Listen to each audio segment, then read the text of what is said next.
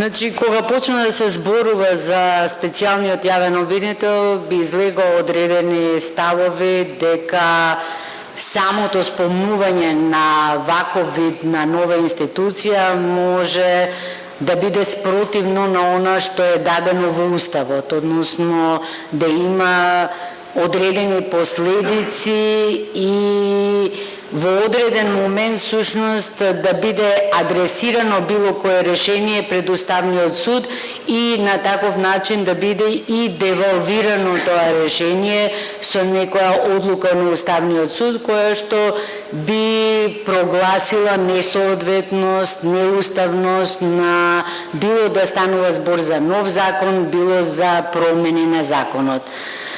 Јас припаѓам на она група експерти, различни не има, нали, која што сметат дека не се потребни уставни промени за да можеме да го сместиме овој нов институт или поинаков институт во рамките на сегашните правни решенија. Имено сметам дека нашиот устав е доволно широк и може би требало да погледнеме малку пошироко во однос на она што представува цел на постоење на Уставот, односно намера на постоење на Уставот, која што е дадена во самиот Устав и која што е дефинирана како заштита на правата на луѓето, на демократските односи и на владењето на правото и како темелна вредност исто така заштита на правата и слободите на луѓето. Ова што Жарко го спомна пред малку, самиот контекст во кој што почна да се зборува за специјалниот јавен обвинител е токму тоа постоење на големи нарушувања на основните права и слободи. Значи, такви нарушувања кои што сами по себе веќе задираат во она што представуваат уставно заштитени категории.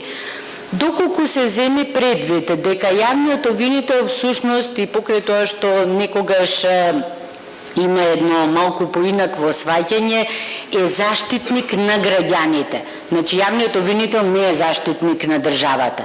Јавниот обвинител е тука да ги штити правата и слободите на граѓаните. Дури, ја не знам дали сте виделе заклетвата која што ја дава републичкиот јавен обвинител, вика: функцијата ќе ја вршам совесно, непристрасно и одговорно и ќе ги заштитувам слободите и правата на човекот и граѓанинот. Не вика ќе ја заштитувам државата. Не вика ќе ги заштитувам државните органи. Вика ќе ги штитам слободите, правата на граѓанинот. Тоа не е воопшто случајно дадено во заклетвата на јавниот обвинител, токму заради тоа да не дојде до забуна што е неговата основна улога.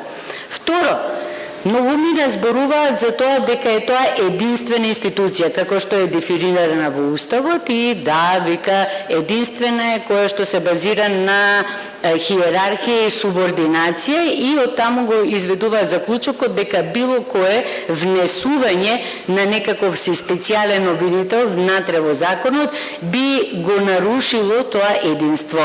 Меѓутоа, многу е интересно што во тој момент забораваме на она што представува повторно поширок контекст на Уставот.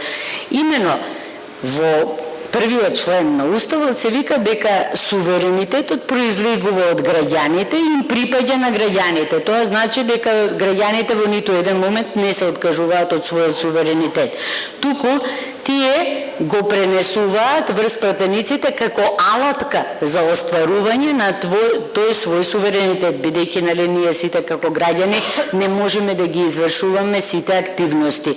Не случајно републичкиот јавен обвинител се избира, тоест се именува од собранието, е одговорен пред собранието, поднесува извештај на собранието. Тоа значи дека Јавниот обвинител е орган на граѓаните и автоматски како таков всушност се она што представува понатамошна структура на јавното обвинителство не го негира овој елемент на пренесена надлежност од страна на граѓаните.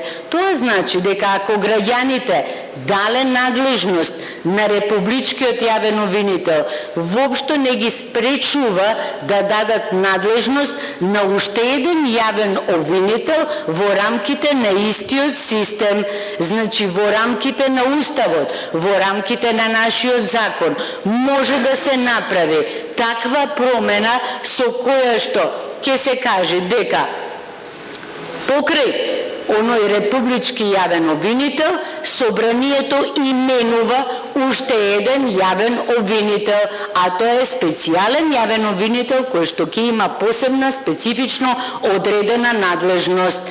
Хиерархијата и субординацијата веќе еднаш се нарушени во Законот за јавно обвинителство. Во моментот кога е направена промена и кога е донесено решение да има јавен обвинител за организиран криминал, веќе е нарушена хиерархијата, бидејќи тој обвинител за организиран криминал не подлежи на хиерархијата целосна, не реферира пред висшиот јавен обвинител, туку реферира пред републичкиот јавен обвинител. Значи можело да биде пошироко толкувано она што е дадено во Уставот. Зошто да не можеме пошироко да го толкуваме и она што се однесува на можноста собранието, односно пратениците, да донесат одлука и во законот да именуваат уште еден јавен обвинител кој што би одговарал директно пред собранието, кој што би имал многу спецификувана надлежност дадена од страна на собранието и кој што во исто време би поднесувал извештај само пред собранието. Значи хиерархијата не е нарешена, бидејќи хиерархијата на она што представува јавно обвинителство е хиерархија во однос на граѓаните, а она што представува структурно поставување на јавното обвинителство е само техникум на воспоставување на односите во еден орган кој што е одговорен во целина и во крајна линија пред собранието, бидејќи републичкиот јавен обвинител за се што се случува во јавното обвинителство, за се она што представува делување на јавното обвинителство, поднесува извештај пред собранието и тоа е технички направено така, бидејќи би било малку несоодветно секој од основните или висшите јавни обвинители да ги поднесуваат своите извештаи до собранието. Тоа значи дека специјалниот јавен обвинител може да биде дел од една едноставна законска промена. Воопшто нема потреба да се менува Уставот, бидејќи Уставот дозволува.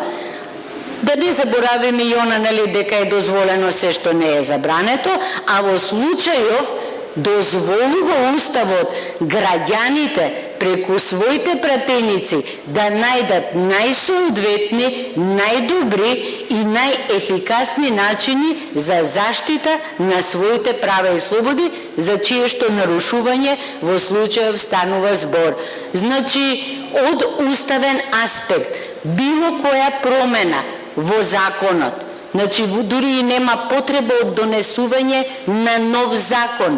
Може во самиот веќе постоечки закон за јавното обвинителство да биде додаден анекс, да биде додаден дел, кој што може да има времен карактер и кој што ќе воспостави институција.